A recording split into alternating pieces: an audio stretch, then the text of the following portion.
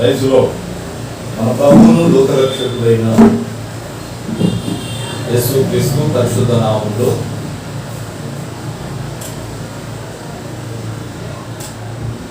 ఈ ఆదివారం పునరుద్ధానపు ఆరాధనలో పాల్గొంపులు పొందుతున్న మీ అందరికీ ప్రభు పేరిట శుభములు షలోం తెలియజేయుచున్నాను. క్రీస్తునందు ప్రియులైన దేవుని బిడ్డలారా, మన ఆధ్యాత్మిక జీవితంలో దేవుని చిత్తాన్ని ఏ విధంగా కనుగొనాలో, దేవుని ప్రణాళికను ఏ విధంగా తెలుసుకోవాలో చాలాసార్లు యాజకులుగా మిమ్మల్ని ఏ విధంగా దైవభక్తిలో పెంచాలో, దేవుని చిత్తాన్ని ఏ విధంగా మీరు ఆశ్రయించాలో తెలియజేస్తూ ప్రభు ప్రణాళికను విజ్ఞాపన చేస్తూ ఉంటాం. నా దేవుని బిడ్డలారా, పరిశుద్ధ గ్రంథంలో ఈరోజు దేవుడు నీతో నాతో ముఖాముఖిగా మాట్లాడాలని ఆశపడుతున్నాడు. ఈ ఆదివారం మొదటి పునరుద్ధానపు ఆరాధనలో దేవుడు తెలియజేస్తున్న మాటను ప్రకటన చేసే ముందు ఒక పాటను పాడుకొని తదుపరి వర్తమానంలోకి వెళ్దాం. ఒక పాటను పాడుకుందాం, తదుపరి వర్తమానంలోకి వెళ్దాం. ప్రతి ఒక్కరూ చప్పట్లు కొడుతూ ప్రభునామమును గలపడతాం.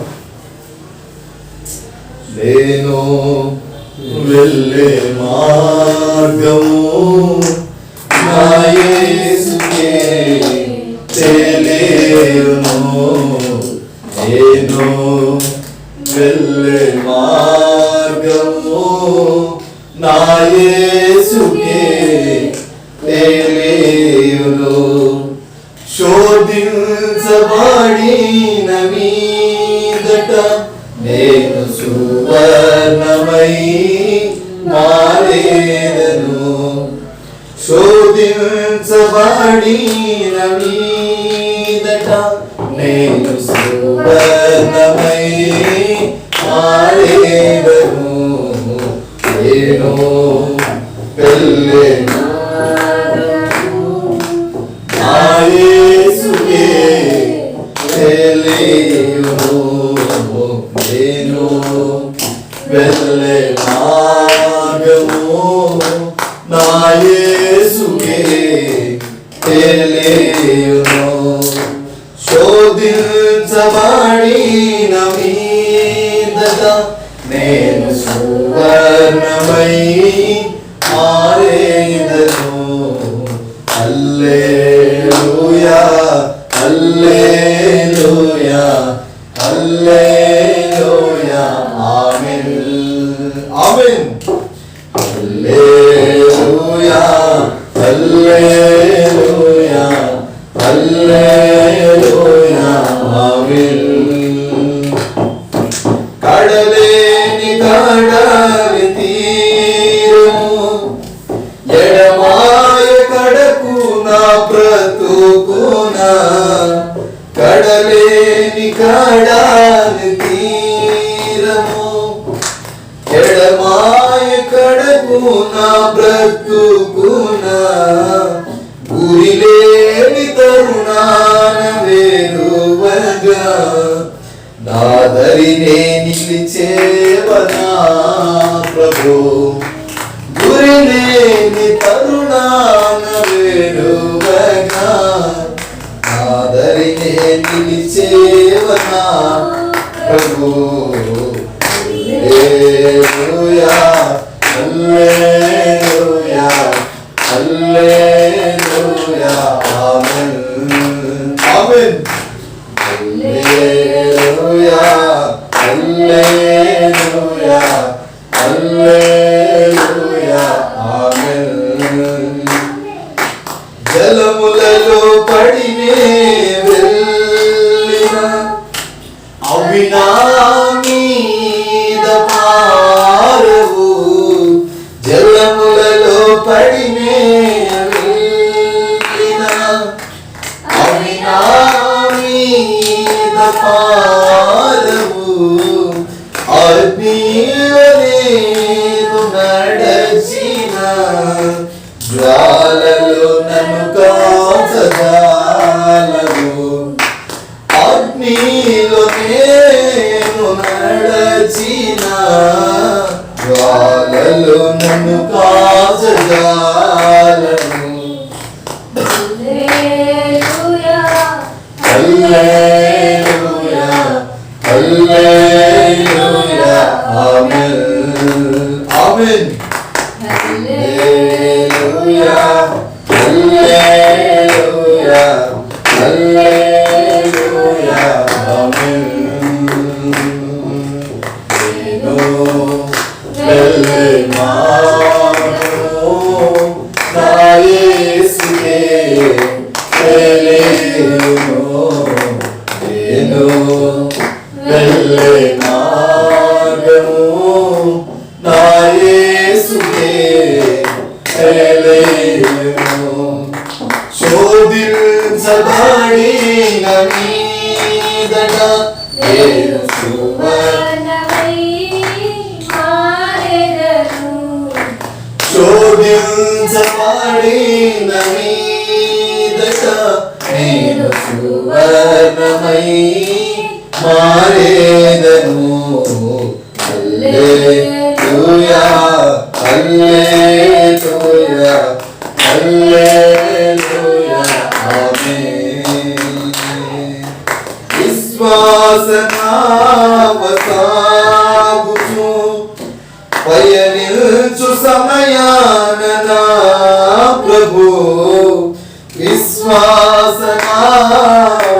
విశ్వాసనావసాగుచు పయనిల్చు సమయాన నా ప్రభు, సాతానుడు సుడిగాలిని రేపగా నా ఎదుటే నిలిచేవనా ప్రభు.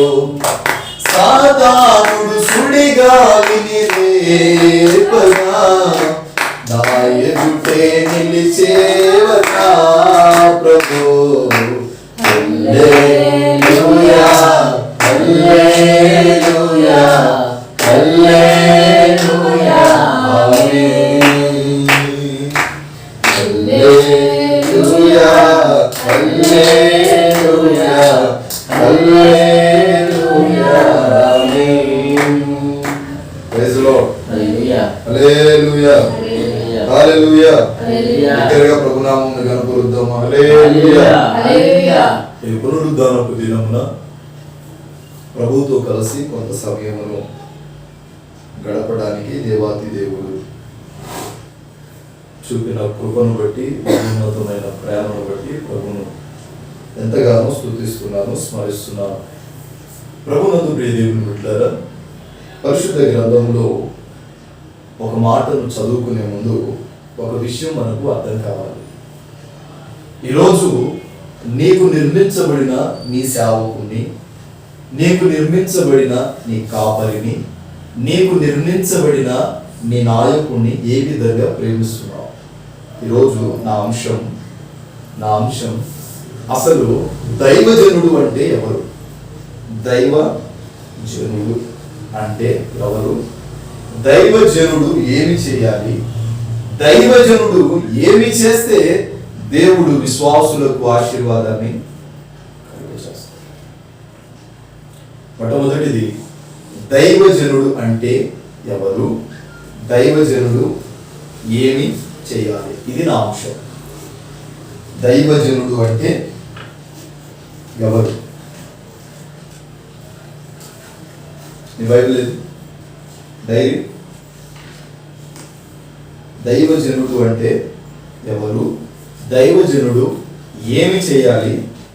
దైవజనుడు ఏమి చేస్తే దేవుడు అతని సంఘాన్ని ఆశీర్వదిస్తాడు? క్రీస్తునందు ప్రియులైన దేవుని బిడ్డలారా, ఈరోజు చాలా మంది ఆధ్యాత్మిక జీవితంలో విశ్వాసులు కావచ్చు, సేవకులు కావచ్చు. సేవకుల్ని ఖాయమని యాజకుని ప్రభు నిలబెట్టాడు. యాజకుని ఖాయమని సేవకులను, విశ్వాసులను నిలబెట్టాడు. ఇప్పుడు యాజకుని ఖాయమని దేవుడు ఎవరిని నిలబెట్టాడు చెప్పాలి? సంఘాన్ని నిలబెట్టాడు. సంఘాన్ని ఖాయమని దేవుడు ఎవరిని నిలబెట్టాడు? యాజకుని నిలబెట్టాడు. ఈరోజు ఈ ఇద్దరు ప్రాముఖ్యమైన వాళ్ళు. ఇద్దరు ప్రాముఖ్యమైన వాళ్ళే. పరిశుద్ధ గ్రంథంలో మనము చూస్తూ ఉంటే మన ఆధ్యాత్మిక జీవిత తరుణంలో, ఆధ్యాత్మిక విధానంలో ఈరోజు చాలా మంది చెప్పే మాట, నా సంఘము నన్ను సరిగా చూడట్లేదు. రెండవది, నా సంఘము, మా పాస్టర్ గారు మమ్మల్ని సరిగా పట్టించుకోవట్లేదు.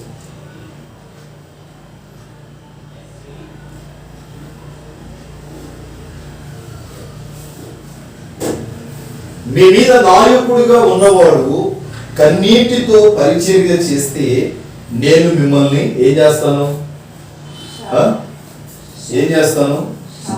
శిక్షిస్తాను. మీ మీద నాయకుడిగా ఉన్నవాడు సంతోషముగా పంటను కోయాలి. ఈరోజు నీ ఆత్మీయ తండ్రి నీ మీద నాయకుడిగా ఉన్న దైవ సేవకుని ఎలా ప్రేమిస్తున్నావు? అసలు సేవకుడు అంటే ఎవరు చూద్దాం. 100 మంది సభ్యులు ఉన్నాం. 100 మంది సభ్యుల్లో దేవుడు ఒకే ఒక వ్యక్తిని ఎన్నుకోవడానికి కారణం ఏంటి? 100 మందిని ప్రభు ఎన్నుకోవచ్చు కదా. నా మాటలు జాగ్రత్తగా 100 మందిని ప్రభు ఎన్నుకోవచ్చు కదా. 100 మందిని కాదని ఒక్కడికే ఎన్నుకున్నాడు అంటే దేవుని ప్రణాళిక ఏంటి? ఈ ఒక్కడి ద్వారా దేవుడు తన చిత్తాన్ని బయలుపరుస్తూ పరిచర్యను ముందుకు జరిగిస్తున్నాడు. ఈ ఒక్కడిలో ప్రభు ఏం చూశాడు? నీకు నీ సేవకుడికి గిట్టట్లేదు, పడట్లేదు, మీ ఇద్దరికి పడట్లేదు. అయితే నీకే నీ సేవకుడు గిట్టట్లేదు అంటే నీ దేవుని కూడా గిట్టనట్టే కదా. అంతేనా? అసలు ఒక యాజకుడి దేవుడు ఎన్నుకోవాలి అంటే, నిన్ను ఎన్నుకోకుండా ఒక యాజకుడి దేవుడు ఎన్నుకున్నాడు అంటే అతను ఏం చూశాడు? గమనించండి. సంఘ బిడ్డలుగా ఒక మాట చెప్తాను. నీ మీద అధికారము చేయు నాయకుణ్ణి పొరపాటున దూషించదు. అభిషేకం పొందిన ఏ సేవకునైనా సరే నీ నోటిలో నుండి ఒక మాట జార విడిచినప్పుడు నీవు అగ్నిగుండంలో ఉంటావు. సేవకుడు సామాన్యమైన వాడు కాడు. కలెక్టర్లు, యాక్టర్లు, ఎంత పెద్ద కళాకారుడైనా సరే వచ్చి తలవంచాల్సింది ఎవరి దగ్గర? యాజకుడి దగ్గరే. బైబిల్లో చాలా మంది ప్రవక్తలు, చాలా మంది సేవకులు ఉన్నారు. వీళ్ళందరూ బలమైన పరిచర్య చేశారు. సూటిపొడి మాటల చేత, సూటిపొడి ఆలోచనల చేత నీకు అధికారిగా నిలబడిన నీ యాజకుడిని బాధ పెడుతున్నావేమో. దేవుడు అంటాడు, ఇది నా చిత్తము కాదు. సేవకుడు నీకు నచ్చట్లేదు అంటే అతడు నాకు నచ్చాడు కాబట్టి నేను అతను నిలబెట్టాను. నీకు నచ్చేదేంటి? అతడు నాకు నచ్చాడు కాబట్టి నేను అతనిలో ప్రతిదీ పరిశీలించాను కాబట్టి నిలబెట్టాను. నీకు నచ్చేదేంటి? సేవకుడు గద్దిస్తాడు, సేవకుడు హెచ్చరిస్తాడు, సేవకుడు బోధిస్తాడు, సేవకుడు బుద్ధి చెప్తాడు. ఒక మాట చెప్పమంటారా? నీకు కలిగిన ప్రతి సమస్యను సేవకుడితో చెప్తాడు. కానీ చాలా అరుదుగా సేవకుడు తన సమస్యను మనకు బోధిస్తాడు. ఎంత ఇష్టమై ఉంటేనే వాళ్ళ సమస్యలు మనకు బయలుపరుస్తాడు. ఎందుకంటే దైవజనుడు అనగా దేవునికి ప్రజలకు మధ్యవర్తి. దేవునికి ప్రజలకు మధ్యవర్తి. దేవుడు చెప్పింది ప్రజలకు చెప్తాడు. ప్రజలు ఏదైతే ఆశిస్తున్నారో దాన్ని ప్రభు ప్రణాళికలో పెడతాడు. నీవు ప్రార్థన చేస్తే ఆలస్యం అవుతున్నాడేమో కానీ నీ మీద నాయకుడుగా ఉన్నవాడు నీ గురించి చేతులెత్తి ఉపవసించి ప్రార్థన చేసిన వెంటనే నా ప్రభు ఆకాశపు తూములు తెరచి పట్టజాలడంతమైన ఆశీర్వాదం నీ కుటుంబంలో కుమ్మరిస్తాడు. ఇది సేవకుడి లక్షణం. ఎందుకంటే సేవకుడు సమస్తాన్ని వదిలిపెట్టి నీ కొరకు తన జీవితాన్ని ప్రభు దగ్గర పానార్పణంగా కలిగిపోతున్నాడు. చెప్తున్నాడు దైవజనుడు అంటే దేవుని కుమారుడు జనులకు ఏమయ్యాడు?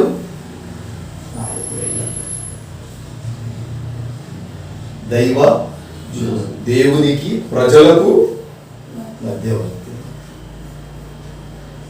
ఈరోజు నీకు చిన్న బాధ కలిగిందని, చిన్న సమస్య కలిగిందని రోదన చెందుతావు. డైరెక్ట్గా నీ ఇంట్లో ఎవరికి చెప్పు. చాలా మంది నాతో అప్పుడప్పుడు అంటారన్నా, ఫస్ట్ మీకే చెప్తున్నారన్న, ఈ విషయం ఇప్పుడు దాకా నేను ఎవరికి చెప్పలేదన్నా, ఫస్ట్ మీకే చెప్తున్నా.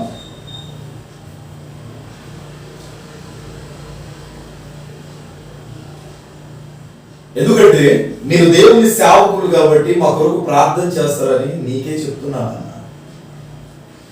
ప్రేమించిన అతడు ప్రేమించిన అమ్మాయి మోసం చేసిన, ప్రేమించిన అమ్మాయిని ప్రేమించినోడు మోసం చేసిన, భార్య భర్తను వదిలిపెట్టిన, భర్త భార్యను వదిలిపెట్టిన, పిల్లలు అనాథలైపోయిన తల్లిదండ్రుల సైతము యాజకుడికే వచ్చి తన కుటుంబ పరిస్థితులు బాధలు చెప్తాడు. ఎందుకంటే ఇతడు మొరపెట్టగా అతడు జవాబు ఇస్తాడు. ఈరోజు అదే దైవ సేవకుని గురించి ప్రభు నీతో నాతో మాట్లాడడానికి సిద్ధపడ్డాడు. అసలు దైవ సేవకుడు అంటే ఎవరంటే తన పిల్లల్ని కూడా తన భార్యను కూడా తన కుటుంబాన్ని కూడా విడిచిపెట్టి నీ గురించి ఆలోచిస్తాడు. నీకంటే ఎక్కువ సమస్యలు ఉంటాయి సేవకుడికి, నీకంటే భరించరాని శోధనలు ఉంటాయి, నీకంటే విశేషమైన శ్రమలు కష్టాలు అనుభవాలు ఉంటాయి. తన బిడ్డలు కావలసింది ఇవ్వటానికి ఆలస్యం చేస్తాడేమో, కానీ తన దేవుని నమ్ముకున్న ఆత్మీయ బిడ్డలు ఏమి కావాలన్నా నేను వెంటనే అది నెరవేర్చడానికి యాజకుడు పూనుకుంటాడు. ఎందుకంటే నేను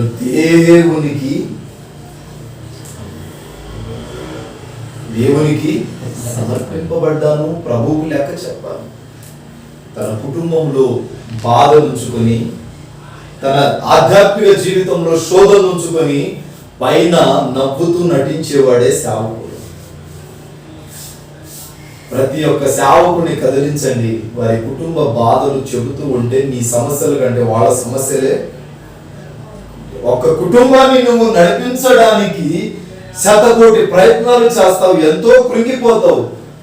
మరి మీలాంటి అనేక మంది ఆధ్యాత్మిక కుటుంబాలను నడిపించడానికి ఒక సంఘంలో 10 మంది ఉన్నారు, 10 మంది ఆలోచన ఒకే విధంగా ఉంటాయా?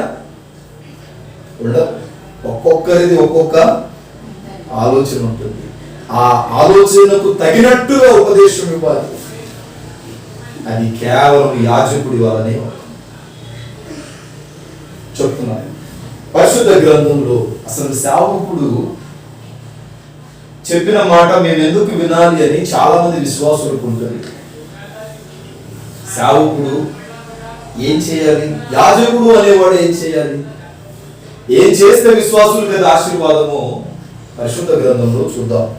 మొదటి తిమోతి పత్రిక, తిమోతికి రాసిన మొదటి పత్రిక 4వ అధ్యాయము 13వ వాక్యం.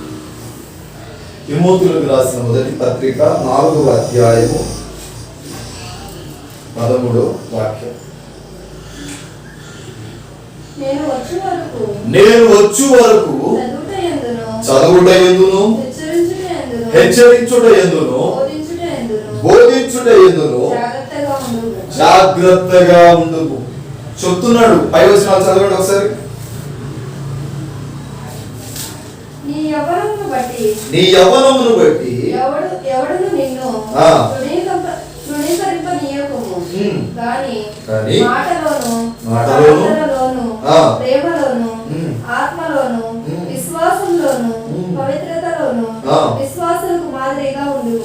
హల్లెలూయా. హల్లెలూయా. ఇక్కడ చెప్తున్నాడు, నీ యవన కాలమును బట్టి ఏం చేయమన్నాడు? అందరికీ అందరికీ అందరికీ చెప్పాలి. ఏం చదివారు కదా ఇప్పుడు, బైబిల్ ఏది తెరవాలా.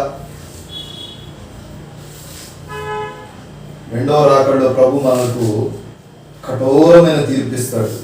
పరిశుద్ధ గ్రంథం ఇచ్చినందుకు తెరచి చదవటానికి, లేకపోతే చూడటానికి, కొత్త బట్టలు కొని బీరువాలు దాబెట్టడానికి. చదవండి ఏమన్నాడు పై వచనాలు? నీ యవ్వనమును బట్టి నీ యవన కాలమును బట్టి ఎవడు నిన్ను తృణీకరింపనీయకుము. తిమోతి పౌలు అంటున్నాడు కదా, తిమోతి సంఘానికి పత్రిక రాస్తూ తిమోతికి, నీ యవన కాలమును బట్టి ఎవడు నిన్ను తృణీకరింపకుము.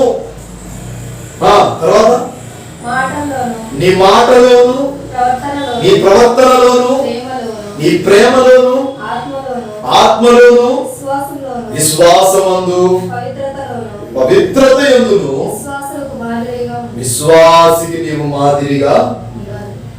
ఒక్కొక్కటిగా చదువు. మాటలోను, విశ్వాసులు మాట్లాడినట్టు నువ్వు మాట్లాడకు, విశ్వాసులు నోరు జారినట్టు నువ్వు నోరు జారకు, విశ్వాసులు నడిచినట్టు నువ్వు నడవకు, విశ్వాసులకు నీవు మాదిరిగా ఉండాలి. ఎందుకంటే నువ్వు వాళ్ళకు బోధించేవాడివి. విశ్వాసులు నడిచినట్టు నువ్వు నడిచినప్పుడు పరలోకమందున్న దేవుడు బాధపడి నీకు కఠోరమైన తీర్పులు కలుగజేస్తాడు. ఈరోజు విశ్వాసులుగా ప్రతి ఒక్కరికి ప్రభు చెప్తున్నమాట, అన్యులు మాట్లాడినట్టు నువ్వు మాట్లాడకు. ఇక్కడ యాజకుడు ఒక్కడికే చెప్పట్లా, నీకు చెప్తున్నాడు. నీ యవన కాలమును బట్టి సంతోషించమాకు, యవన కాలమును బట్టి ఆనందించమాకు, యవన కాలమును బట్టి అతిశయపడవద్దు. బలం ఉందని, అందగాడని, శరీరం ఉందని, సమస్తము నాకు అనుకూలంగా ఉందని, డబ్బు ఉందని, హోదా ఉందని, ఉదాహరణ బట్టలున్నాయని నీవు అతిశయపడవద్దు. నీ యవన కాలమును బట్టి ఎవడు నిన్ను తృణీకరింపకూడదు.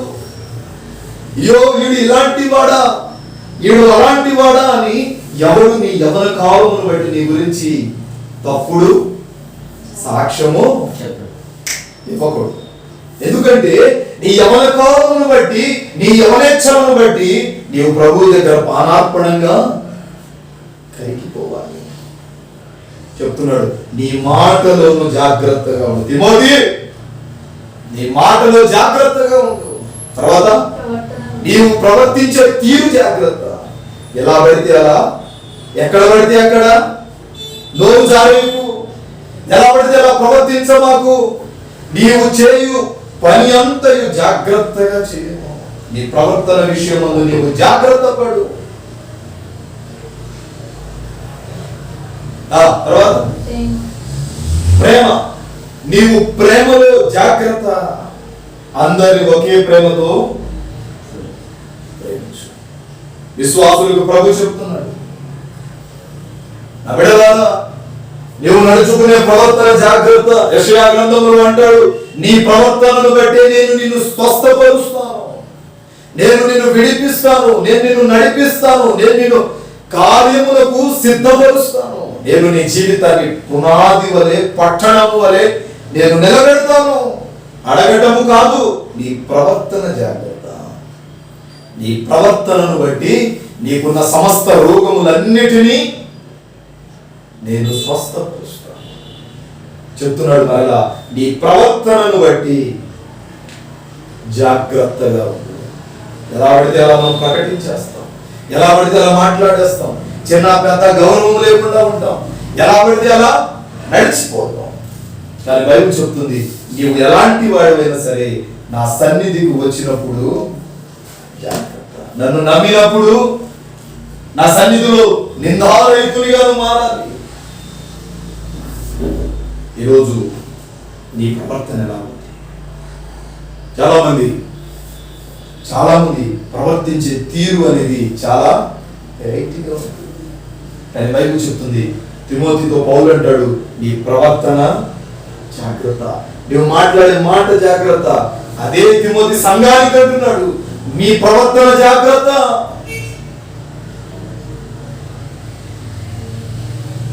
నీ మాట జాగ్రత్త. ఏది పోగొట్టుకున్నా తిరిగి తీసుకురావు కానీ, తీసుకు రావచ్చు కానీ పొరపాటున నోటి నుండి ఒక మాట జారావు అంటే దాన్ని తిరిగి మూడోదిగా చెప్తాడు ఆయన, ప్రేమ. నీవెవరిని ప్రేమించినా, సంఘంలో ఎవరిని ప్రేమించినా సరే ఒకే ప్రేమతో ప్రేమించు. అందరి పట్ల ఒకే ప్రేమ. ఒకళ్ళను బాగా ప్రేమించి ఇంకొకళ్ళను హేళన చేయడం, ఒకళ్ళని హెచ్చింప చేసి ఒకళ్ళను తగ్గింప చేయడం, ఇలా దేవునికి నీవు విరుద్ధంగా మారొద్దు. నీవు ఎవరిని ప్రేమించినా సమానమైన పరిమాణమందు ప్రేమించు. సంఘానికి తిమోతి చెప్తున్నాడు, నీవెవరిని ప్రేమించినా ఒకే కొలత చేత,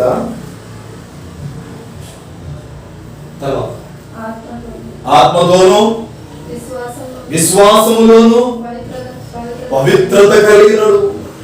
నీవు నడుచుకునే నీ ఆత్మ జాగ్రత్త. నీ ఆత్మ నీకు ధైర్యం పుట్టించట్లేదా? నీ ప్రార్థన, నీ భక్తి నీకు ధైర్యం పుట్టించట్లేదా? ఈరోజు నీవు చేసే భక్తి నీ ఆధ్యాత్మిక జీవితానికి ధైర్యం పుట్టించట్లేదా?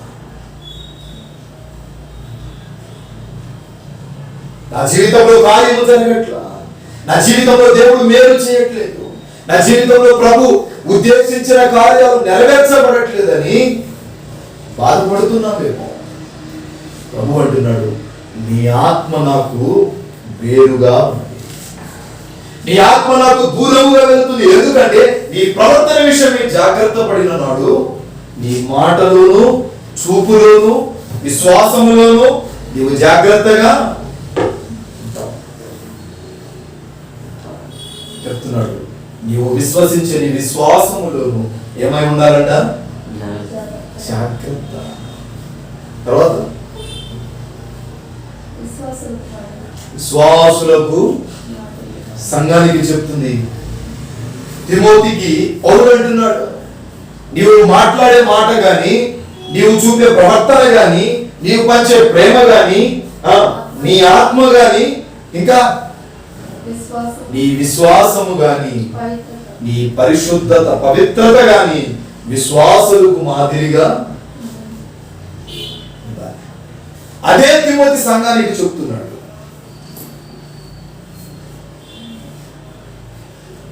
నీవు మాట్లాడే మాట, నీవు చూసే చూపులు, నీ ప్రవర్తన, నీ విశ్వాసం, పరిశుద్ధత,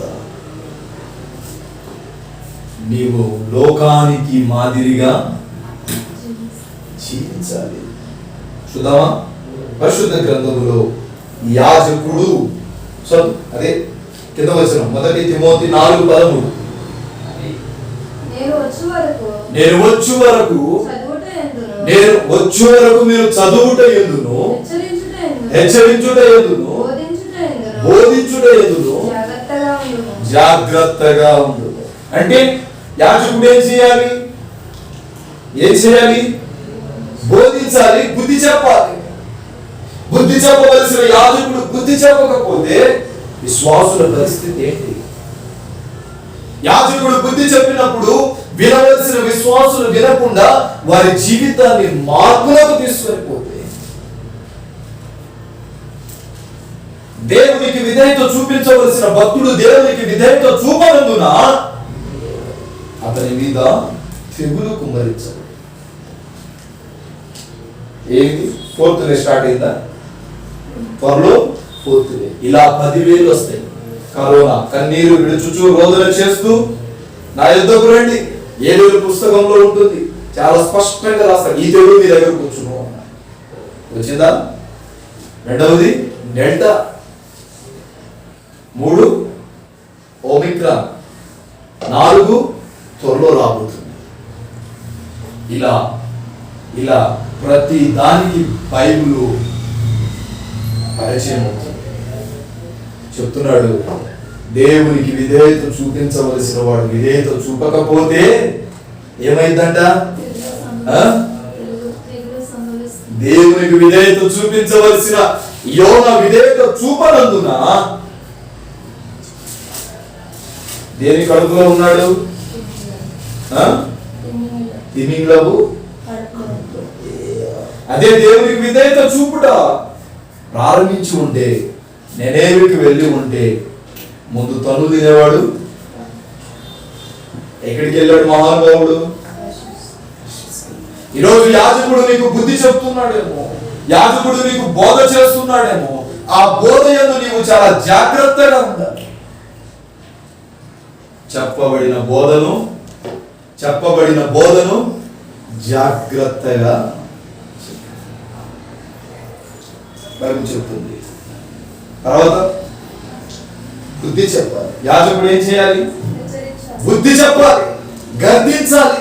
గద్దింపునకు లోబడిన వాడు హఠాత్తున మరణిస్తాడు. ఈరోజు నీవు గద్దింపునకు లోబడట్లేదు, గద్దింపునకు తలవాల్చట్లేదేమో. సేవకుడే కదా చెప్పేది. సేవకుడు చెప్పాడు అంటే దేవుడు చెప్పినట్టే. ఎందుకంటే దేవుడు ఎన్నుకున్న వ్యక్తి సేవకుడు. సేవ అనగా సావు. అనునిత్యము చస్తూ బ్రతికేవాడే సేవకుడు. అనునిత్యము తన ప్రాణమును సిలువ దగ్గర బలియాగము చేసేవాడే సేవకుడు. చెప్తున్నాడు. బుద్ధి చెప్పే ఆ బుద్ధిని విశ్వాసులు హెచ్చరిస్తాడు, గద్దిస్తాడు. ఆ గద్దింపులకు విశ్వాసులు ఏమవ్వాలి? లోబడాలి. ఈరోజు నీ యాజకుడి గద్దింపునకు, హెచ్చరించుటకు లోబడ్డావా? లోబడితే నీవు ధన్యుడవు. చూద్దామా?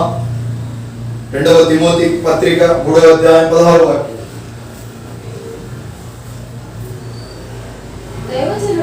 దైవజనుడు సన్నాహుడై ప్రతి సత్కార్యమునకు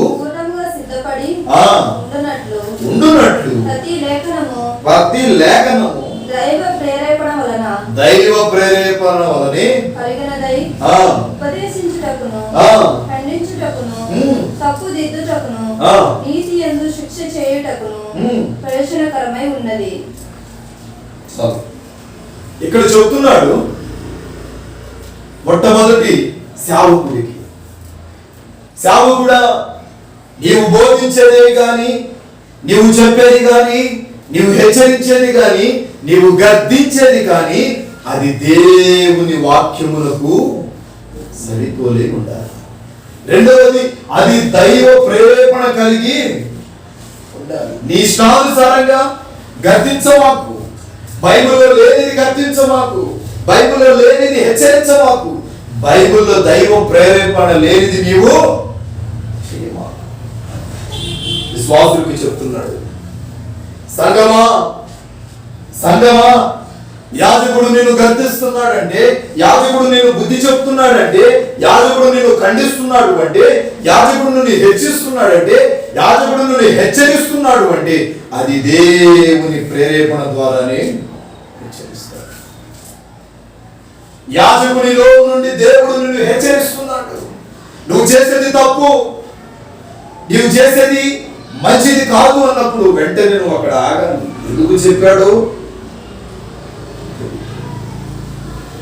ఈరోజు ఎంతమంది ఈ విధంగా, చాలా మంది ఆధ్యాత్మిక జీవితంలో ఆశీర్వాదానికి దూరం అయిపోవడానికి, చాలా మంది ఆధ్యాత్మిక జీవితంలో దేవుని సన్నిధికి దూరం అయిపోవడానికి, దేవుని చేత పిలువబడవలసిన వాడు దురాత్మ చేత పిలువబడి సాతాను గడి చెరలోకి వెళ్ళిపోవడానికి గల కారణము దేవుని గద్దింపులకు ఏమయ్యాడు? లోబడదా. ఈరోజు గుర్తుపెట్టుకో, యాజకుడు నిన్ను గద్దిస్తున్నాడా? అది దేవుని వశములో దైవ ప్రేరేపణను బట్టి, లేఖనమును బట్టే గద్దిస్తున్నాడు. ఎందుకంటే మన బైబిల్ చదువుతున్నాం మరి యాజకుడు చదవాలి, చదవాలి. ఎందుకంటే నీకు మాదిరి పురుషుడై మారాలి. ఏమవ్వాలి? మాదిరిగా మారాలి. చెప్తున్నాడు ఒకవేళ నీ ఆత్మీయ తండ్రి నేను గర్దిస్తున్నాడేమో, నువ్వు చేసేది తప్పు, నువ్వు చేసేది మంచిది కాదు అంటున్నాడేమో, అక్కడ ఆగి ప్రార్థన చేయి.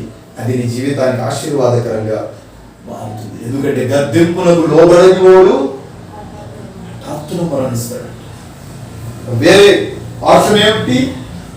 వేరే ఆప్షన్ ఏమి ఉండదంట. వాడి చెప్తున్నాడు, నేను గర్దిస్తున్నాను అంటే డైరెక్ట్ నేను గర్దించనుగా, డైరెక్ట్ గా నేను బుద్ధి చెప్పనుగా, డైరెక్ట్ గా నేను నీతో మాట్లాడను కదా. నువ్వెంత పరిశుద్ధుడవైతే దేవుడు నేను పరిశుద్ధపరచాలి. నువ్వెంత పరిశుద్ధుడవైతే దేవుడు నిన్ను పరిశుద్ధ పరచాలి. బైబిల్ చెప్తున్న మాట. ఈరోజు దేవుని సేవకుడు నిన్ను గద్దిస్తున్నాడంటే, అమ్మో పాస్టర్ గారు నన్ను గద్దించారని వెళ్ళి ఇంటికి వెళ్ళి సేవకుడి మీద కోపాన్ని పెంచుకొని, ద్వేషాన్ని పెంచుకొని బాధపడుట కంటే దైవ లేఖనమును బట్టి నా దేవుడు నన్ను గద్దించాడేమో. ఇది విశ్వాసి నేర్చుకోవాల్సిన మొట్టమొదటి ఆజ్ఞ. ఈ తల్లిదండ్రుల మాట వినక, యజమానుడి మాట వినక, దైవ సేవకుని మాట వినక ఇంకెవరి మాట వింటాం? చెప్పండి. బైబిల్ చెప్తుంది, ఇదిగో నా సేవకుడు నిన్ను ఏం చేస్తాడు? లేఖనమును బట్టి నీ గురించి సమస్తము తెలిసిన వాడు దేవుని సేవకుడు. నీ గురించి సమస్తమును పరిశీలన చేసిన వాడు దేవుని సేవకుడు.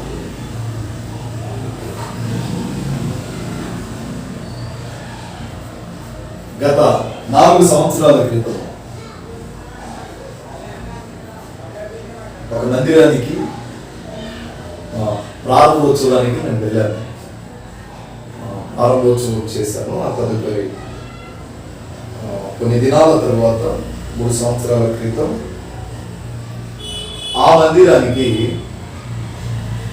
మీటింగ్ పెడితే ఆ మీటింగ్ లో నేను పాల్గొంటున్నాను. అయితే ఆ మీటింగ్ ను ఏర్పాటు చేసిన దైవ సేవకుడు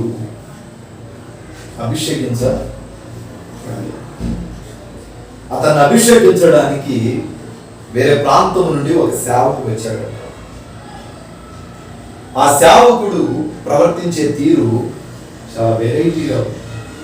నేను నిన్ను అభిషేకించాను కాబట్టి నీవు నా బ్రాంచి సభ్యుడు.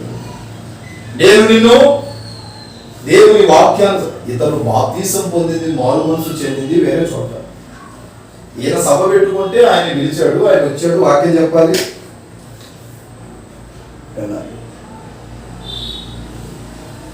బుద్ధి చెప్పవలసిన సేవకుడే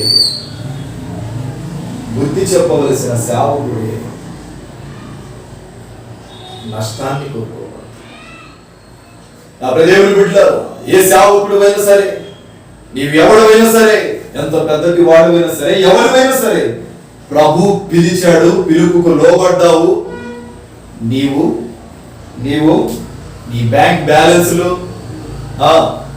నీ స్వతహా ఆలోచనల కొరకు సేవకు రావలేదు. కానీ నీవు దిగి ఉన్న నీ దరిద్రత నుండి నా ప్రభు నిన్ను ఎన్నుకొని తన బలమైన సేవ నీ ద్వారా చేయించడానికి ఎన్నుకున్నాడు. నీవు ఎవడివైనా సరే సేవలాగే చేయి. లక్షలు సంపాదించుకొని ప్రభు పేరిట ఆస్తిని సమకూర్చుకొని నేను సేవకుణ్ణి అంటే ఎలా సరిపోతుంది? ఆస్తులు సంపాదించుకునేవాడు లోకంలో ఉన్నాడు, ఆస్తులు సంపాదించుకునేవాడు లోకపు జనాభాలో ఉన్నాడు, అతడు లోకానికి సంబంధించిన వాడు. ఇది దేవుని రూపాయి, దేవుని సేవకి ఖర్చు పెట్టాలి. నువ్వు రూపాయి పరిచర్య కొరకు వాడకుండా నీ ఇష్టానుసారంగా వాడి, నీ ఇష్టానుసారంగా దాన్ని ఖర్చు పెట్టి నీవు ప్లాట్ఫామ్ చేసుకుంటున్నావు. కానీ దేవుని సేవ ఎక్కడ ఆగింది? ఎక్కడ గోతి తీసావో అక్కడే ఆగిపోయింది. ఈరోజు నువ్వు భూలోకమందు ప్రజలను మెప్పించడానికి ఆస్తిని సమకూర్చుకుంటున్నావేమో, పరలోకమందు దేవదూతల ఎదుట, సంఘ పెద్దల ఎదుట, దేవుని ప్రజల ఎదుట ప్రభువు నిన్ను చూసి గాఢంగా ఉమ్మివేయటం జరుగుతుంది. ఇవెవరైనా సరే బైబిల్ చెప్తున్న మాట, నీవు ఆస్తి సంపాదించుకున్నటకు నేను నిన్ను సేవకి పిలవలేదు. నీవు ఆస్తి సంపాదించుకునేవాడివైతే నా సేవను వదిలిపెట్టి నీ ఇష్టానుసారంగా బ్రతుకు. సేవలో ఉండే ప్రతి వాడు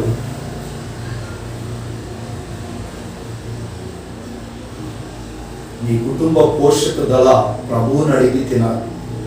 నాకు దేవుడు అధికారం ఇచ్చాడు, నాకు 50 బ్రాంచీలు ఇచ్చాడు, నాకు 100 బ్రాంచీలు ఇచ్చాడని నీ ఇష్టానుసారంగా దేవుని సొమ్ముని నీ సొంత సొమ్ముగా ఏర్పాటు చేసుకొని ప్రజలను మెప్పించడానికి సేవ చేస్తున్నానని డప్పు కొట్టుకుంటున్నావేమో. నీకే ఈ వాక్యం ప్రభు చెప్తున్నాడు. ఏమంటున్నాడో తెలుసా?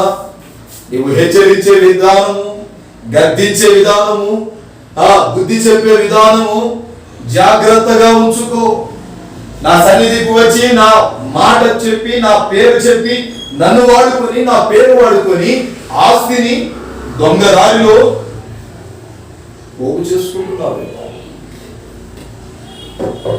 రేపటి దినాన నేను నిన్ను తీర్పులో అడగవలసిన ప్రాముఖ్యమైన మొట్టమొదటి సమాధానం, నా రూపాయి ఏం చేశావు? ఒక విశ్వాసి నీకు రూపాయి ఇస్తుందంటే అతడు ఎంతో రోదన చెందివ్వాలి, ఎంతో కన్నీరు కార్చాలి, కష్టపడాలి, యాతన పెట్టబడితేనే ఇస్తాడు. వారి కష్టార్జితమును వృధాగా ఖర్చు పెట్టాడు.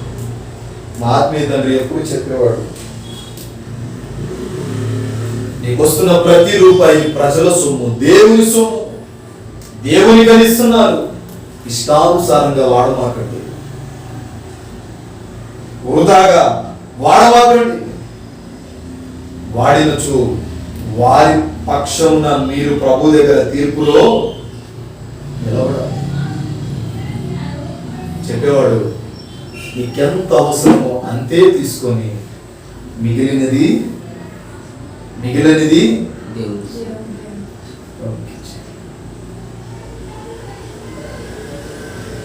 నీకెంత అవసరమో అంతే తీసుకో. ఎంత అవసరమో ఆయన చెప్పిన మాట ఏంటో తెలుసా? 80% ఆయనకి ఇచ్చేసి 20% నువ్వు వాడు. ఆ 20%లో నువ్వు వాడకపోతే, అది నీకు సరిపోతే నీవు ఖర్చుకు పెంచుకున్నట్టే అర్థం. దేవుడు చెప్పిన విధానానికి నీకు ఎక్కువ ఖర్చు పెడుతున్నావు. ఆ రోజులో మాకు అర్థం కాదు, కానీ ఆయన చెప్పిన మాట ఈరోజు పరిగెత్తి పరిచర్య చేస్తున్నప్పుడు జ్ఞాపకం వస్తుంది. ప్రతి రూపాయి ప్రభుదే. ఆ నమ్మకస్తవం, ఆ నమ్మకమైన విధానము, నమ్మకత్వము దేవునికి నచ్చుతుంది. ఒక యాజకుడు, ఒక విశ్వాసి వచ్చి నీకు 100 రూపాయలు ఇస్తే అందులో 80 రూపాయలు దేవునికి ఇచ్చేసి నీకు మిగిలి ఉన్న 20 రూపాయలు మరలా నీ కానుక తీసి ఆ మిగిలిన దాన్ని నువ్వు ఖర్చు పెట్టుకో. ఈ 80% ఉంది కదా, దాని ప్రభు సేవ కొరకు వాడు. సేవ కొరకు అంటే ఎవరైనా పేదవాళ్ళు ఉంటే వారికి సహాయం చేయి. ఎవరైనా దారిద్ర్య రేపుకు దిగువగా ఉంటే, హాస్పిటల్స్ లో వైద్యము చూపించుకోలేని స్థితిలో ఉంటే వాళ్ళకు వాడు. దేవుడు నేర్పిన కృపది, దేవుడు నేర్పిన జ్ఞానం అది. ఇష్టానుసారంగా జీవించడానికి, ఇష్టానుసారం కారులో బంగ్లాలో కూర్చొని సేవ చేస్తున్నానని డప్పు కొట్టడానికి కాదు దేవుని సొమ్ము నీ దగ్గరకు వచ్చేది. 20% మనం వాడాలి, మిగిలిన 80% ఎవరికి ఇవ్వాలి? ప్రభుకి ఇచ్చేయాలి. తీర్పులో నువ్వు నేను నిలబడవలసిన అవకాశం ఉంటుంది. ఇది నాది కాదు, నాది కాదు ఏది నాకు వద్దు, నాది అయినది నేను తీసుకుంటాను. నేను పరిచర్యకు వచ్చి ఇంచుమించు 6 సంవత్సరాలు. అప్పటి నుంచి ఇప్పుడు దాకా నా ప్రభు నాకు నేర్పిన ఒకే పాట, నీది కానిది నువ్వు ఆశించవద్దు, తీసుకోవద్దు, ఆశపడవద్దు. నీదైనది నువ్వు విడిచిపెట్టవద్దు. ఆ రోజు నుంచి ఈ రోజు దాకా నాది కానిది నేను ఎప్పుడూ ఆశించలేదు. అది దేనినైనా సరే, సంఘాన్నైనా, సమస్తాన్నైనా, దేనైనా సరే నాదైనది నేను ఎప్పుడు విడిచిపెట్టా. ఈరోజు నీ పరిస్థితి ఏంటి? త్వరగా చదవండి. నిర్గమకాండం 11వ అధ్యాయం 4వ వాక్యం.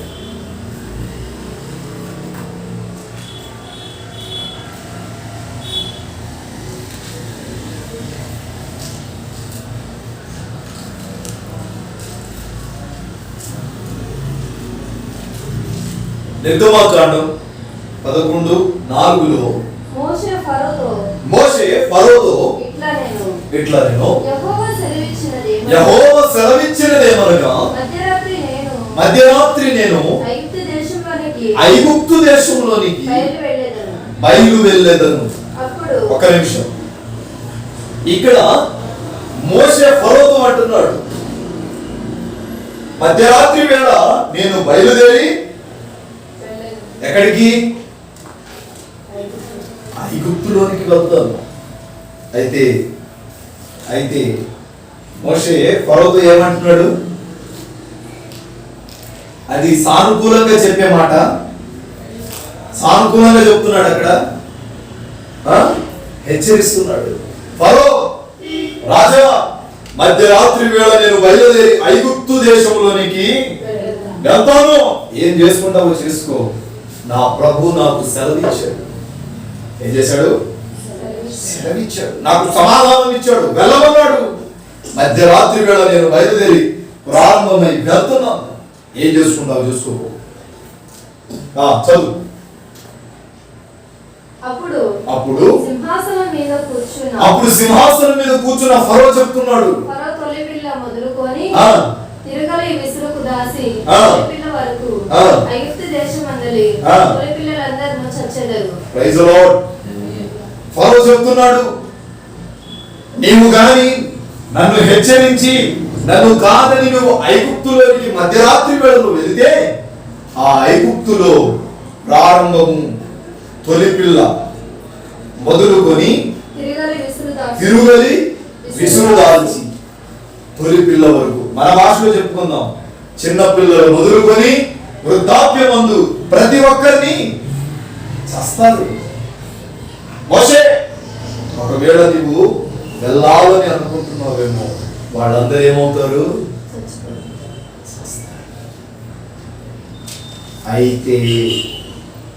అయితే మోషే సానుకూలంగా ఫరోని హెచ్చరించడం ప్రారంభించాడు. వెళ్ళాడా? ఐగుప్తుకి వెళ్ళాడా? చదువు.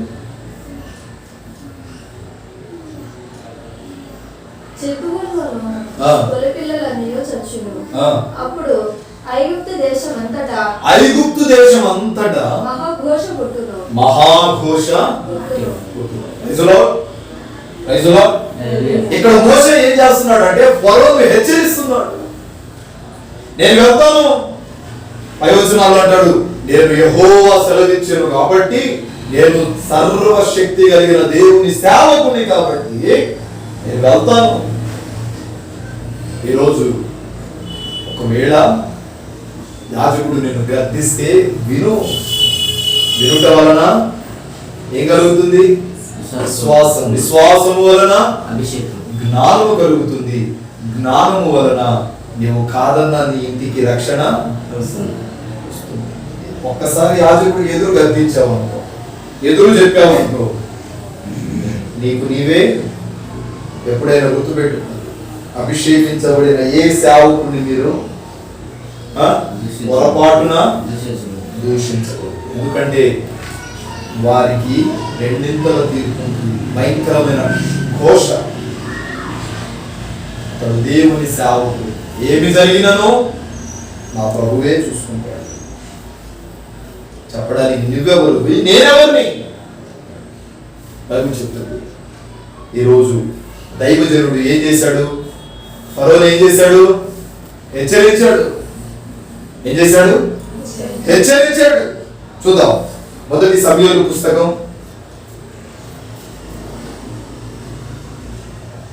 1 15వ అధ్యాయం 16వ వాక్యం. త్వరగా దైవజనుడు ఎవరిని హెచ్చరిస్తాడు? త్వరగా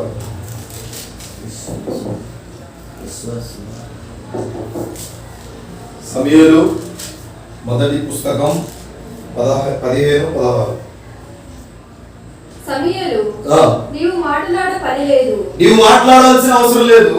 యెహోవా రాత్రి నాతో సెలవిచ్చిన మాట, యెహోవా రాత్రి నాతో చెప్పిన మాట ప్రకారం అయితే తెలియజేతును వినమని సౌలుతో అనగా సౌలు చెప్పుమనెను. అందుకు సమూయేలు, నీ దృష్టికి నీవు అల్పుడవుగా ఉన్నప్పుడు ఇశ్రాయేలు గోత్రములకు శిరస్సు వైతివి. యెహోవా నిన్ను ఇశ్రాయేలు మీద రాజుగా అభిషేకించెను. ఒక్క నిమిషం. ఇక్కడ సమూయేలు ఎవరు? ప్రవక్త, బాలుడైన సమూయేలు. ఈ సమూయేలు చెప్తున్నాడు, సౌలా సౌలా, ఒకప్పుడు ప్రభువు నిన్ను ఎన్నుకునేటప్పుడు నువ్వు ఎక్కడున్నావో తెలుసా? నువ్వు చెప్పేది నేనేం వినను. నీకు చెప్పమని నా దేవుడు నాకు రాత్రి చాలాసార్లు యాజకులుగా మేము వచ్చి చెప్పినప్పుడు విశ్వాసులు సహకరిస్తారా? దేవుడు రాత్రి వద్దని చెప్పాడయ్యా నాకంటే, వీళ్ళకి ఎవరి మీద కోపం? సేవకుడి మీద కోపం. ఇప్పుడు సౌలు ఏది చేశాడో వీళ్ళు అదే చేశాడు. చెప్తున్నాడు, సౌలా నీవు చెప్పేది ఏమీ నేను వినను, ఎందుకంటే రాత్రి దేవుడు నాతో చెప్పిందే నేను నీకు చెప్తున్నాను విను. ఒకప్పుడు నువ్వు ఎక్కడున్నావు? దరిద్రతలో ఉన్నావు, ఎక్కడున్నావు? ఏమి లేని వాడిగా ఉన్నావు. కానీ అలాంటి నిన్ను తీసుకొచ్చి సింహాసనం మీద కూర్చున్నాడు నా ప్రభు. ఈరోజు తినడానికి తిండి లేక, ఉండటానికి ఇల్లు లేక, కట్టుకోవడానికి వస్త్రం లేని నిన్ను నా ప్రభు ఉన్నతమైన స్థానంలో కూర్చోబెట్టాడు. ఆ కూర్చోబెట్టిన స్థానాన్ని విడిచిపెట్టాలని నువ్వు అనుకుంటే సౌలులాగా తొందరపడతావు. యాజకుణ్ణి చదువు అంటాడు.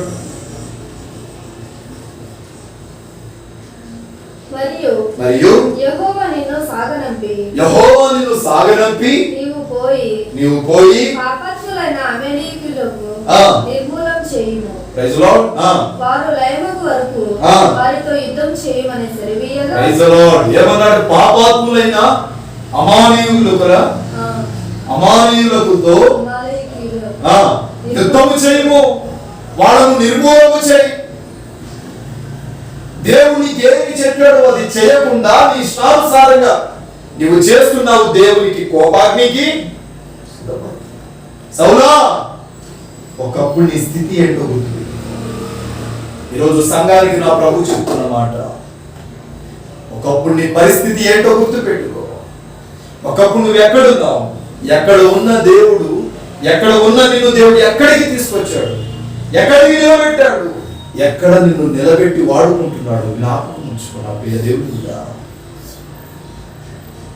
ఏమీ లేని నిన్ను ఈరోజు దేవుడు ఆశీర్వాదకరంగా భార్యను, పిల్లలను, గృహాన్ని, సమస్తాన్ని ఇచ్చాడు.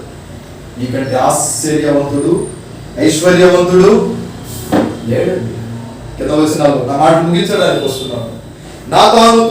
నాతాను దావీదుతో అంటాడు, దావీదో రాజా, నీవు చేసినది మంచి పని కాదు. 2వ సమూయేలు 12:1 చదవండి త్వరగా. 2వ సమూయేలు 12వ అధ్యాయం 1వ వాక్యం.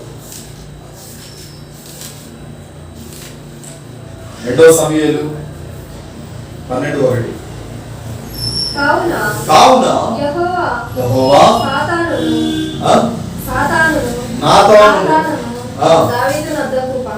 దావీదు నద్దకు పంపి అతడు వచ్చి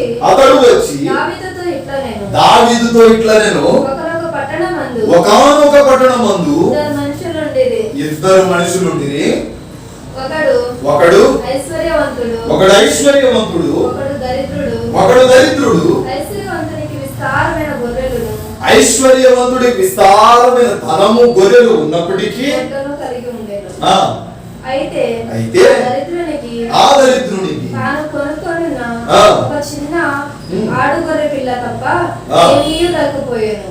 వాడు దాన్ని పెంచుకొనుచుండగా అది వాని యొద్దను వాని బిడ్డల యొద్దను ఉండి పెరిగి వాని చేతి ముద్దలు తినుచు వాని గిన్నెలోని తిని త్రాగుచు వాని కౌగిట పండుకొనుచు వానికి కుమార్తె వలె ఉండెను.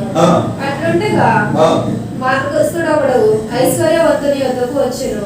అతడు తన యొద్దకు వచ్చిన మార్గస్థునికి అయాతం చేయుటకు తన గొర్రెల్లో గాని గొడ్లలో గాని దేన్ని ముట్టనొల్లక ఆ దరిద్రుని గొర్రె పిల్లను పట్టుకొని తన యొద్దకు వచ్చిన వారికి ఆయత్తం చేసెను. దావీదు మాట విని ఆ మనిషిని మీద బహుగా కోపించుకొని యెహోవా జీవము తోడు నిశ్చయముగా ఈ కార్యం చేసిన వాడు మరణపాత్రుడు. వాడు కనికరం లేక ఈ కార్యం చేసెను కనుక ఈ గొర్రె పిల్లకు ప్రతిగా 4 గొర్రె పిల్లలను ఇయ్యవలెనని నాతానుతో అనెను. నాతాను దావీదును చూసి ఆ మనుషుడప్పుడు నీవే ఇశ్రాయేలు దేవుడవైన యెహోవా సెలవిచ్చినదేమనగా ఇశ్రాయేలు మీద నేను నిన్ను రాజుగా పట్టాభిషేకం చేసి సౌలు చేతుల నుండి నిన్ను విడిపించి నీ యజమానుని నగరికి నీకు అనుగ్రహించిన నీ యజమానుని స్త్రీలను నీ కౌగిట చేర్చి ఇశ్రాయేలు వారిని యూదా వారిని నీకు అప్పగించుకుని ఇది చాలదని నీవు అనుకుని ఎడల నేను మరి ఎక్కువగా నీకు ఇచ్చి ఉందును. నీవు యెహోవా మాటను తృణీకరించి ఆయన దృష్టికి చెడుతనం చేసితివేమో. హిత్తీయుడగు ఉరియాను కత్తి చేత చంపించి అతని భార్యను నీకు భార్యగా ఎగునట్లుగా నీవు పట్టుకొని ఉన్నావు. చెప్తున్నాడు నాతాను వచ్చి రాజైన దావీదుతో అంటున్నాడు, ఒకడికి ఐశ్వర్యవంతుడు ఉన్నాడు, ఒకడు దరిద్రుడు ఉన్నాడు. ఈ ఐశ్వర్యుడు తనకి ఇచ్చిన ఐశ్వర్యం అంతటిని ఉపయోగించుకొనక వెళ్ళి దరిద్రుడి మీద పడ్డాడంట. బాటసారి ఒకడు వస్తున్నాడు, వీడొచ్చి వీడిని మార్చాడు, వీడి జీవితాన్ని పాడు చేశాడు అని అన్నప్పుడు దావీదు అంటాడు, వాడెవడో ప్రభు ప్రణాళిక మీరు హఠాత్తున చనిపోయాను, నాశనం అవుతాడు. వాడి ఒక్క గొర్రెకు నేను 4 గొర్రెలను కూడిస్తాను అన్నప్పుడు నాతాను అంటాడు, అది నువ్వే. దేవుడు నిన్ను ప్రేమించి, దేవుడు నిన్ను ఆశీర్వదించి ఒక దేశానికి రాజుగా నిన్ను నిలబెట్టినప్పుడు నీకిచ్చిన స్త్రీలు సరిపోక నీ స్నేహితుడైన ఊరియా యొక్క భార్యను ఆశపడ్డావు, ఊరియాను చంపేసి తన భార్యను వశపరుచుకున్నావు, వ్యభిచరించావు. నీవే నా ప్రభు దృష్టిలో మరణపాత్రుడు. నాతాను వచ్చి దావీదును హెచ్చరిస్తున్నాడు, అది నువ్వే. దేవుడు నీకు ఇచ్చిన ఆశీర్వాదాన్ని ఏం చేశావు? కోల్పోయావు. ఈరోజు నీ పరిస్థితి ఎలా ఉంది?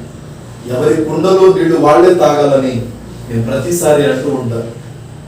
నా దేవుని బిడ్డలారా, ఎవరికి తెలియదులే నేను చేసిన తప్పు, నేను చేసే అతిక్రమములు, నేను దాచిపెట్టుకునే తప్పు ఎవరికి తెలియదులే అని నువ్వు అనుకుంటున్నావేమో. కానీ దేవుడు అంటున్నాడు, మిమ్మల్ని అందరినీ చూసేవాడిని నేను ఒకటి పరలోకమందు. ఎవరికి తెలియదులే నువ్వు అనుకుంటున్నావు, కానీ ఎవరికి తెలియపరచాలో దేవుడు వాళ్ళకే తెలియపరుస్తాడు. ఎవరికి తెలియదులే అని పాపం చేస్తున్నావు, కానీ నిన్ను నన్ను చూస్తున్నవాడు ఒకడు, అతనికి సమస్తము తెలుసు.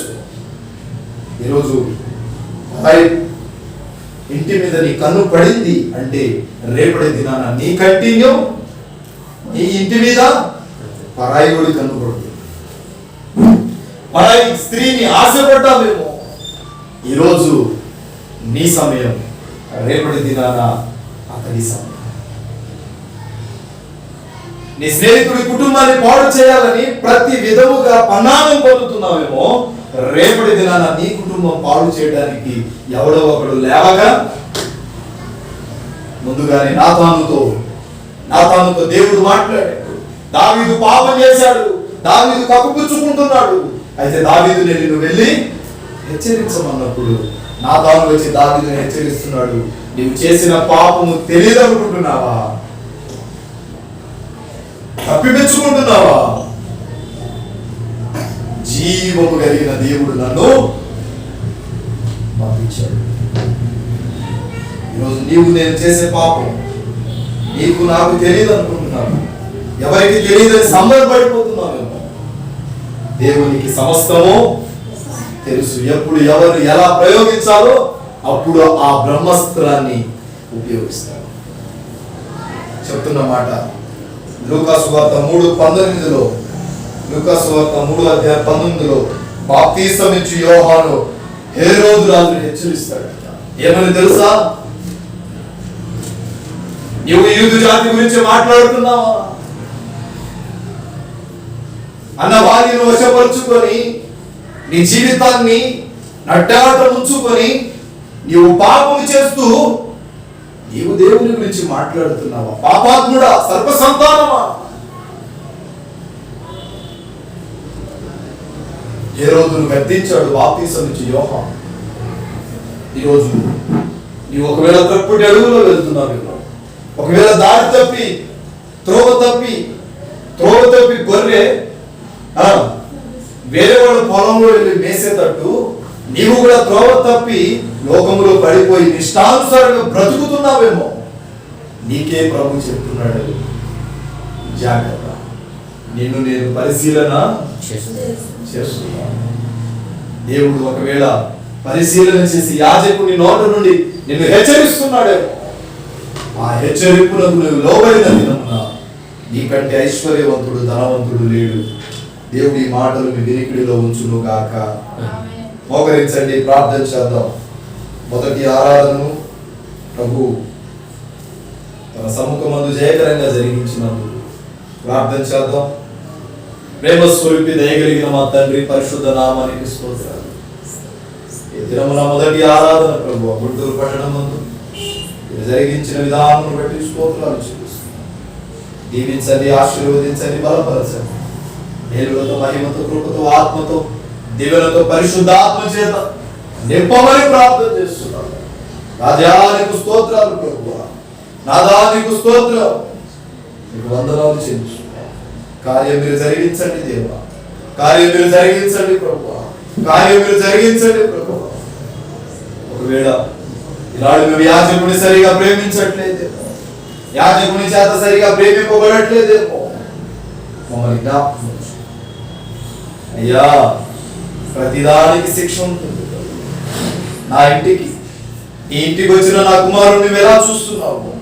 నీ ఇంటికి వచ్చిన నా కుమారుడిని ఎలా పరిశీలిస్తున్నావు? నీ ఇంటికి వచ్చిన నా కుమారుడి పట్ల నువ్వు ఎలా కృతజ్ఞతలు ఉన్నావు అని నువ్వు రేపటి దినాన మమ్మల్ని హెచ్చరిస్తావు. నీ ఇంటికి వచ్చేది నేను, నీ ఇంటికి వచ్చేది నేను. నన్ను ఏ విధంగా పరీక్షిస్తున్నావు? నన్ను ఏ విధంగా పోషిస్తున్నావు? ఏ విధంగా నా యందు నీవు కృతజ్ఞత కలిగి ఉన్నావు?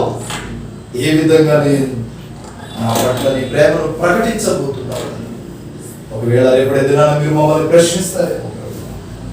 మా మీద అధికారులుగా ఉన్న నాయకులను మేము తండ్రి గౌరవించే కృపను బట్టి, ప్రేమించే కృపను బట్టి, వారి గర్తింపులకు, వారు బుద్ధి చెప్పే బుద్ధికి ప్రభు, వారి హెచ్చరించే హెచ్చరికకు మేము లోబడటానికి కృపదయించమని ప్రార్థిస్తున్నాం. ఏ తప్పు చేయాలి? మమ్మల్ని అందరినీ చూస్తున్న దేవుడా, మమ్మల్ని అందరినీ పరిశోధిస్తున్న నా ప్రభువా, ప్రతి ఒక్క బిడ్డను మీరు జ్ఞాపకం చేసుకోండి అయ్యా. నన్ను హెచ్చరించండి, నన్ను గద్దించండి, నాకు బుద్ధి చెప్పి నడిపించమని ఎంతమంది బిడ్డలైతే ప్రార్థిస్తున్నారు, వారి తప్పును ఒప్పుకుంటున్నారు, వారందరి ఆధ్యాత్మిక జీవితంలో మేలు జరిగించండి. యేసు పరిశుద్ధ పుణ్యనామమును బట్టి వేడుకొనుచున్నాను పరమ తండ్రి, ఆమేన్. ఆమేన్. ప్రభు పేరిట మీ అందరికీ నా హృదయపూర్వకమైన వందనాలు తెలియజేస్తున్నాను. అడ్రస్సు దేవుడు మిమ్మల్ని, మీ కుటుంబాలను దీవించును గాక. ప్రభుత్వమైతే మరలా కలుసుకుందాం. అంతవరకు దేవుని మహాకృప మీకు తోడై గాక. అందరికీ ప్రభు పేరిట హృదయపూర్వకమైన వందనాలు తెలియజేస్తున్నాను. మా చిరునామా బ్రదర్ బి అభిషేక్ నాయక్, నాగేశ్వరం తండా, మాచువరం మండలం, గుంటూరు డిస్టిక్. మా ఫోన్ నెంబర్ 7659018230.